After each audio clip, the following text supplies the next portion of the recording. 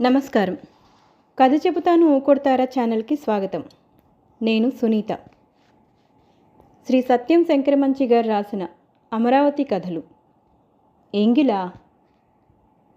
రామశాస్త్రి తండ్రి పేరిశాస్త్రిలా సోమయాజి కాకపోయినా కర్మిష్టి. 15 ఏళ్ల వయసుకే వేదం 82 పన్నాలు ఆపోసన పట్టాడు. ఆ పైన తర్కం అభ్యసిస్తూ అంతో ఇంతో వేదార్థం కూడా గ్రహించాడు. వటువుగా త్రికాలములందు అగ్నిహోత్రాన్ని ఆరాధిస్తూ గాయత్రి మంత్రోపాసనే ఉచ్ఛ్వాస నిశ్వాసాలుగా గాలం గడుపుతున్నాడు.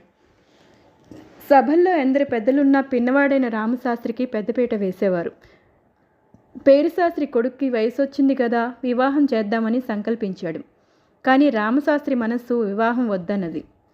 సంసారం తుచ్చమైంది అని మనస్సు పదే పదే చెప్తున్నా తండ్రి ఆజ్ఞ కాదనడం ధర్మసమ్మతం కాదని పెళ్లికి ఒప్పుకున్నాడు. అప్పటిదాకా బ్రహ్మచారిగా ఉన్న రామశాస్త్రికి ధోవతి కట్టుకోవడం చేతకాకపోతే పెళ్లిపేట్ల మీద పురోహితుడే కుచ్చిళ్ళు పోసి రామశాస్త్రికి ధోవతి కట్టవలసి వచ్చింది. తల్లిదండ్రులు కోరిక తీర్చడం కోసం పిల్లమెళ్ళ తాళి కట్టాడే కానీ పెళ్ళైన తర్వాత మళ్ళీ తన జపమేమో తన అనుష్ఠానమేమో. పేరిశాస్త్రి దంపతులు కొడుకు పెళ్లి చూడ్డానికే నోచుకున్నారు కానీ కోడల్ని గడపలోకి తెచ్చుకునే సంబరం చూడకుండానే వెళ్ళిపోయారు. అత్తమామ లేని ఇంట శ్రీదేవమ్మ కోడలుగా అడుగుపెట్టింది. రామశాస్త్రికి దీటైన ఇల్లాలు శ్రీదేవమ్మ. రామశాస్త్రి జపాలకి తపాలకి రోజుకు 6 గంటలు పడితే శ్రీదేవమ్మ పూజలకి పునస్కారాలకి రోజుకు 10 గంటలు పట్టేది.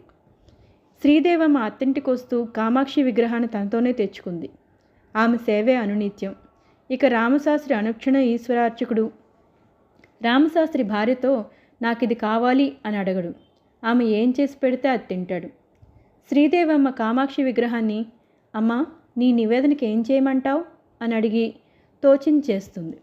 రామశాస్త్రి జపమైపోయినా శ్రీదేవమ్మ పూజ కాక భోజనానికి పిలవకపోతే రామశాస్త్రి తండ్రి నా జపం చాలలేదా అనుకుని తిరిగి పంచాక్షరి మొదలెట్టేవాడు. ఊరందరికీ వాళ్ళు భార్యాభర్తలే కానీ వాళ్ళెప్పుడూ అలా అనుకోలేదు. ఎవరి జపం వారిది. రామశాస్త్రికి ఈశ్వర ధ్యానం, శ్రీదేవమ్మకి కామాక్షి స్తవం. కానీ ఈశ్వరుడు కామాక్షి ఆది దంపతులని వాళ్ళకెన్నడూ తట్టలేదు. ఒక రోజున రామశాస్త్రి పొలం వెళ్లవలసిన పని రావడం చేత కృష్ణ స్నానానికి మధ్యాహ్నం 11 గంటల వేళ వచ్చాడు. అప్పటికి కృష్ణ రేవంత నిర్మానుష్యంగా ఉంది. రామశాస్త్రి రాగి చెంబు తోముకొని ఒడ్డున బోర్లించి అంగవస్త్రం నడుంకు చుట్టి ఒక్క మునక వేసి పక్కకు చూస్తే ఓ బండ మీద ఓ ఉప్పరపిల్ల స్నానం చేస్తూ కనిపించింది. ఆ నల్లపిల్ల మంచి వయసులో ఉంది.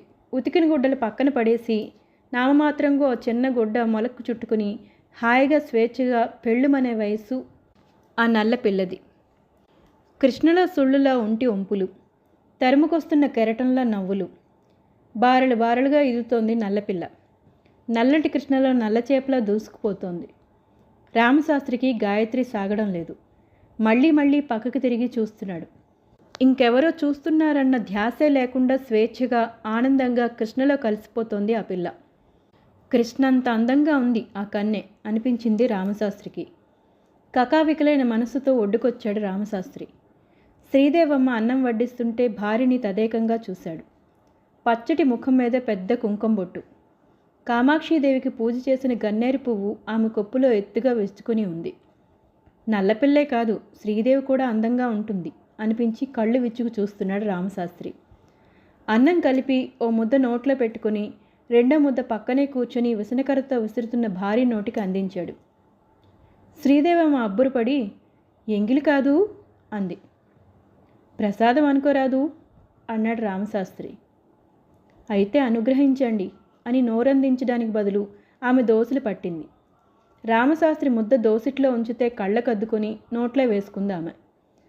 రామశాస్త్రి సాయంత్రం దైవ దర్శనానికి వెళ్తున్నాడు కానీ లోపల అనేక సందేహాలు. గుడి నిండా స్త్రీలు. వాళ్ల జడల్లోని పూలచెండ్ల వాసన మండపం నిండా పరుచుకుంది. ధ్వజస్తంభం దగ్గర ఆరుబయల్లో కూర్చున్న పూలవాసనే. గాలి పూలవాసన, వెన్నెల పూలవాసన. వస్తూ వస్తూ అప్పయ్య దీక్షితుల వారి అరుగు మీద కూర్చుంటే నుంచునే ప్రశ్నించాడు రామశాస్త్రి. తాత, సంసారం విషవృక్షం కాదా? అప్పయ్య దీక్షితులు గడ్డం చాటును నవ్వుకొని విషవృక్షమే, ఆ విషవృక్షానికే అమృత ఫలాలు కాస్తాయి అన్నాడు. మరికొంతసేపటికి రామశాస్త్రి తెలిసి తెలిసి చేదు తింటామా అని అడిగాడు. చేదు తెలిసిన నోటికే తీపి రుచి బాగా తెలుస్తుందిరా అన్నాడు. రామశాస్త్రి ఇంటికొచ్చాడు. భోంచేసి తుంగచాప మీద పడుకుంటే భార్య కాసేపు కాళ్ళొత్తి దండం పెట్టి మంగళసూత్రాలు కళ్ళకద్దుకొని మామూలుగా వెళ్ళిపోతుంటే అన్నాడు, పార్వతీదేవి భర్త సేవ చేసి వేరే వెళ్ళిపోయేదా? ఆ సంగతి కామాక్షీదేవిని అడగాలి అంది శ్రీదేవమ్మ. అడగనక్కర్లేదు, నాకు ఈశ్వరుడు చెప్పాడులే అంటూ భార్యని దగ్గరికి తీసుకున్నాడు. ఆనాటి నుంచి శ్రీదేవమ్మకి వేరే చాపతో పనిలేకపోయింది.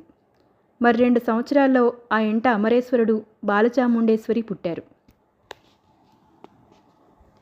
మరొక కథతో మళ్ళీ కలుసుకుందాం. ధన్యవాదాలు.